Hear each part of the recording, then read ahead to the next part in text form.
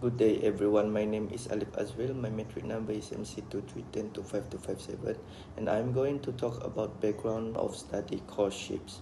Apple pivot from using China as a factory to targeting its consumers. Flagship stores in Beijing and Shanghai signal commitment the 2013 China mobile deal unlocked mass market access. Growth exploded thanks to Apple's premium branding, ecosystem loyalty, and China's rising middle class. But today, local rivals like Huawei, strict regulation, and US-China tensions threaten this success. Apple's core problem is clear. Can it reignite growth in China despite intensifying headwinds? Domestic competitors offer high-tech, cheaper alternatives, eroding Apple's market share. Regulations demand data localization and favor China tech. Geopolitics risk supply chains and consumer sentiment without acting. China shifts from asset to liability. Study objective analysis tackles this with four objectives. Diagnose the environment using investor to map political, economic, and regulatory risks. Audit Apple global strategy. It is adaptable enough for China. Propose two corporate strategies to secure sustainable growth. Flag implementation challenges actively solve them. Significance of study. This isn't just about Apple, it's a blueprint for any multinational in volatile markets. Particularly, it shows how to navigate regulators, outmaneuver local rivals, and build supply chain resilience. Academically, it takes global strategy framework against action like balancing efficiency with local adaptation under geopolitical strain. To retain dominance, Apple must urgently adopt adaptive strategies. We recommend deep localization beyond hardware, think ecosystem partnerships, and regulatory trust and aggressive supply chain diversification to cut geopolitical risk. Don't just defend, reignite growth. So hi, my name is Karen Norani. So I will be talking about the strategies, challenges, and strength. So China is a very important country for Apple.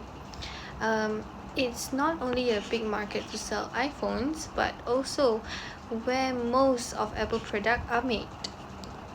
And Apple keeps its product mostly the same all over the world, but in China makes a few changes.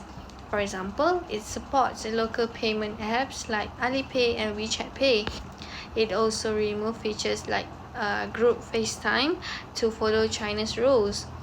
Apple works well in China because it has strong suppliers like Foxconn, and many people see Apple as a high-end or luxury brand. But it also has problems.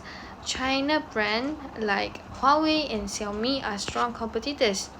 They offer cheaper phones with features that local users want.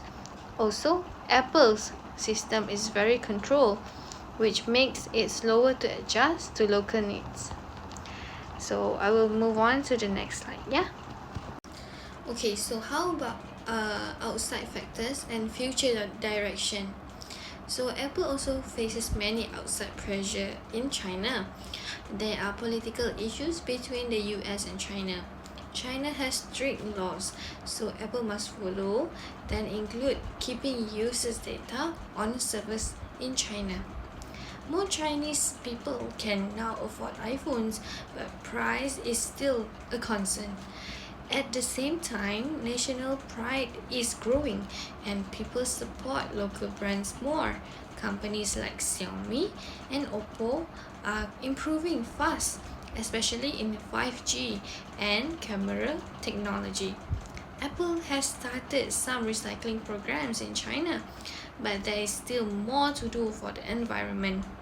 Experts are divided. Some say Apple should change more to fit Chinese users, while others say it should protect its global brand by staying the same. So that's all from me. Thank you. Thank you, Noraini. Assalamualaikum, Madam. I'm Siti Norain. My metric number MC23102529. I will now present the methodology used in analysis of Apple global strategy and external environment in the Chinese market. Our goal was to understand how Apple adapts to complex external factors like politics, technology, and consumer behavior. To do this, we use a qualitative and descriptive approach based entirely on credible secondary data. As you can see on this slide, we relied on several major sources. First, we used Apple's 2022 and 2023 annual reports, which gave us insight into their financial performance, innovation efforts, and sales increase in China. Next, to understand the economic environment, we refer to World Bank data, especially China's GDP growth 5.2% and inflation rate of 0.2%, which are important to assess purchasing power in China.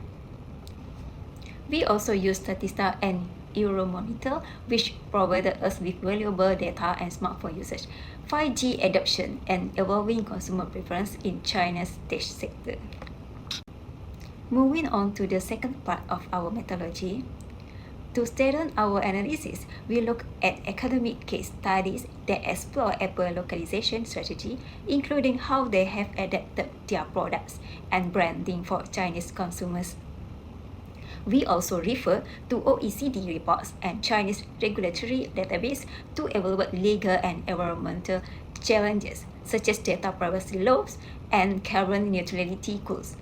Finally, we use a method called triangulation, which means we cross-verify data from various sources, including governments, industry reports, and scholarly research to ensure our findings were reliable and well-rounded.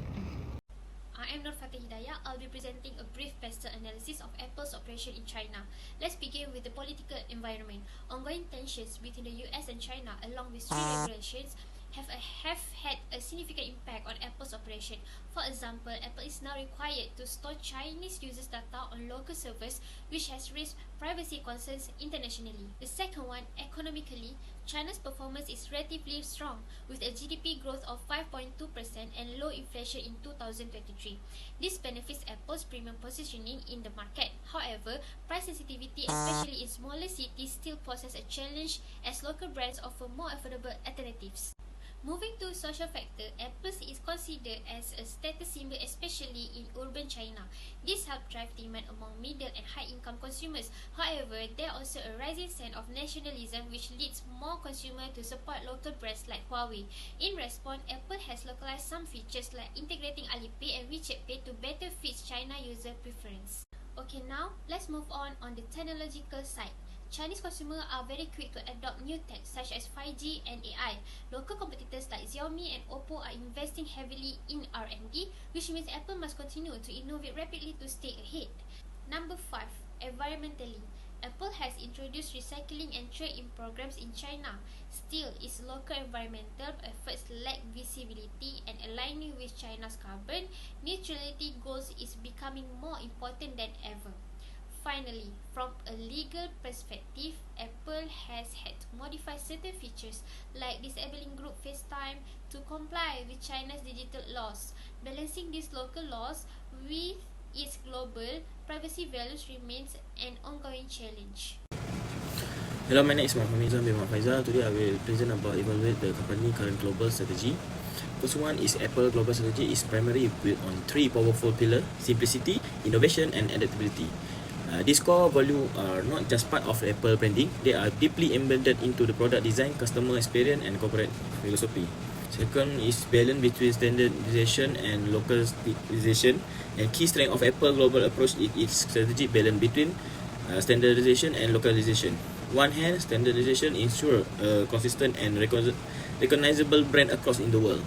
Apple product maintain the same design language, operating system, and product lineup regardless of market. On the other hand, Apple recognizes that consumer behavior, preference, and economic conditions vary significantly across regions. Therefore, it complements location strategy tailored to specific market needs. Next is strategy recommendation to strengthen global position. Firstly, diversification into sustainable technology. Apple can enhance its global reputation and competitive by investing more deeply in sustainable. This include enhance recyclability and circular economy initiative. And second one is global renewable energy integration. Okay, net is strategy partnership with a local company. In an increasingly multipolar and culturally diverse world, Apple's ability to connect with a local market through strategy alliance is critical for long-term success. Target market. Apple can focus on partnership in emerging economies like China, India, and other Southeast Asia countries. This region represents massive population with a growing middle class and unique consumption pattern. Partnering with a local tech and content provider, collaborating with a local technology provider, telecom company, software developer, and digital content creator can help Apple better understanding a local user behavior. Okay, that's all from me. Thank you. Now, let's look at the strategic challenges Apple faces and the potential solutions. One major challenge is over-localization. If Apple changes too much of its product for one market, it risks weakening its global brand identity and premium feel. Another challenge is China's evolving legal landscape, especially around data privacy. This could impact how Apple is viewed in other markets. Plus, domestic competitors are fast and flexible, quickly introducing features that appeal directly to Chinese users. So, what can Apple do?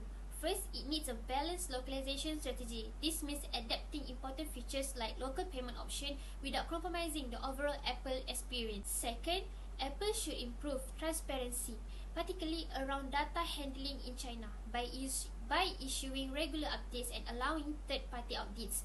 Finally, Apple should invest more in local R&D and market research. This will help the company respond faster to consumer trends without sacrificing the quality and consistency that define the Apple brand. In conclusion, China is a high potential but challenging market for Apple. To succeed, Apple must balance its global brand with smart localization, adapting key features, staying transparent with regulations, and investing in local innovations. With the right strategy, Apple can maintain its strong position and grow sustainably in China. Thank you.